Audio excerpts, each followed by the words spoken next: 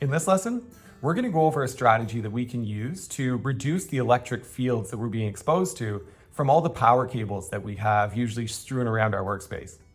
So hopefully when you were setting up your desk space, you did so that the electrical outlets were on either side of your desk and not right where your feet and knees are. This is going to be better. So if you've done that and you're running your power cables to the outside of your desk and they're further away from your knees and feet, this is going to be reducing the amount of voltage you're going to be sucking into your body. So this is a good strategy for reduction.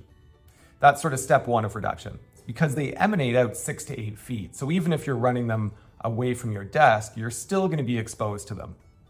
Step two, if you'd like to further reduce the fields coming off of these power cables, you can replace those with shielded versions of power cables. So this is an extension cord that is a shielded version.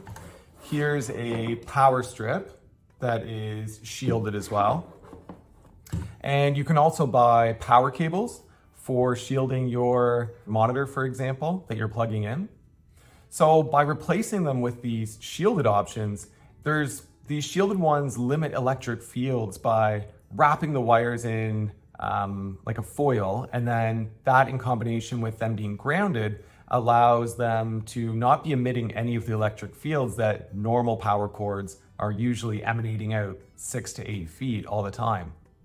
So by replacing them, you're really going to limit that electric field exposure. So one of the places you can get them, and you can see on the resource for this lesson, one of the places that you can buy these products is from a website called Electra Health. And if you click on the link, you'll be brought here. And clicking over to power cables and adapters will bring you to all of the resources that I linked to on that handout. So you can get power cables, extension cords, power strips, some different lengths.